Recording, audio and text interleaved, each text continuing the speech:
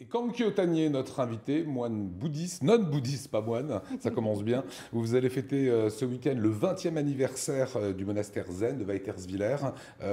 D'abord, juste comme ça, qu'est-ce qu'on va y faire? Est-ce que c'est ouvert à tous, à tout public? Oui, ouvert au public, bien sûr, hein, de 14 h à 18 h 30.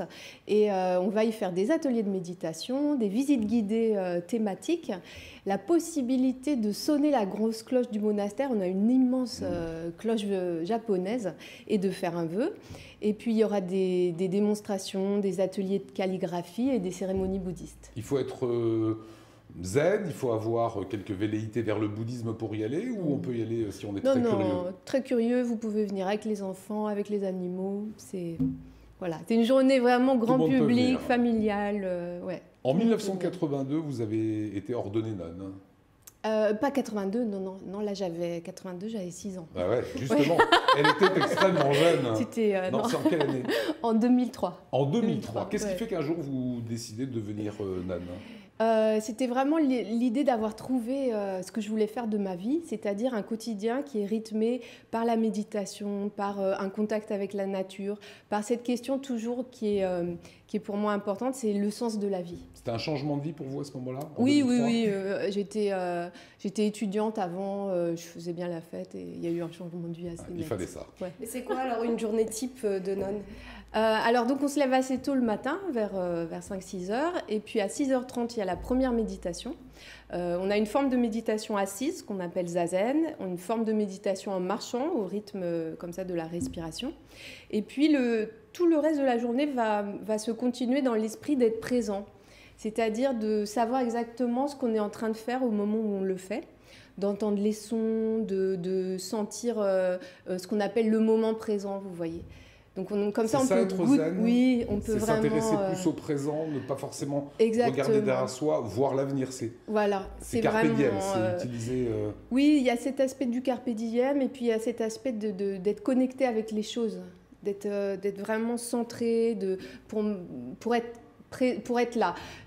Pour le dire autrement, en fait, souvent on vit dans notre tête. On a comme une machine à laver qui bouillonne en permanence dans la tête.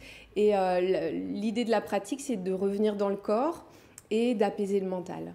À une époque, vous étiez allé très loin. Vous viviez dans une cabane en bois, confort très rudimentaire. Ça, c'est fini. Oui, alors il y avait eu une petite exagération journalistique, je dois dire. J'avais en fait un lieu avec l'électricité et le chauffage. Et une fois dans un article, c'est devenu une sorte de cabane.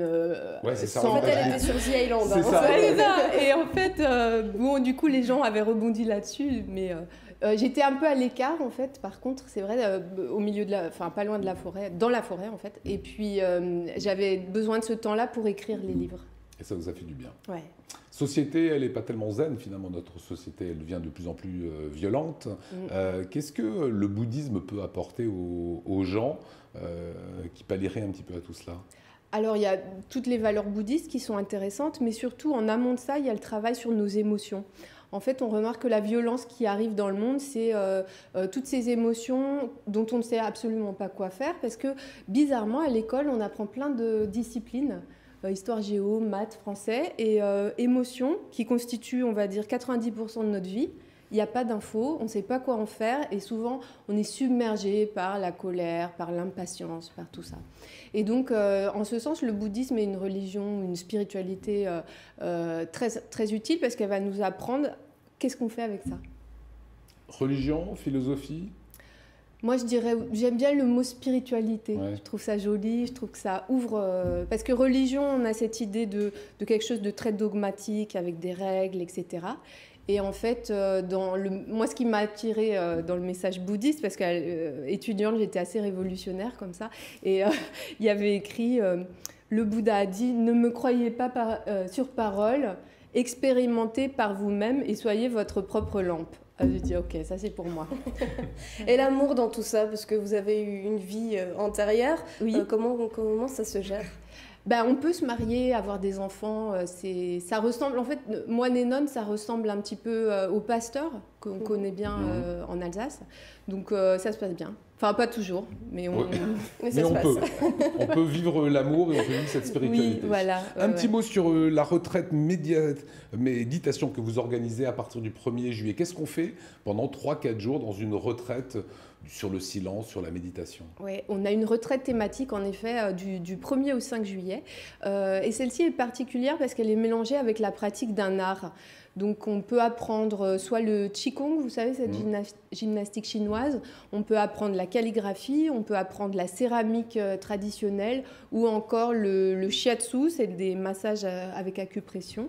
Et l'idée, voilà, c'est de mélanger la pratique de la méditation qui est très statique avec autre chose où le corps peut s'exprimer davantage. Ça, c'est du 1er au 5. Voilà, 1er au 5. Ouais. C'est un petit peu zen, voilà, c'est à l'image évidemment de ce monastère zen que vous allez pouvoir visiter.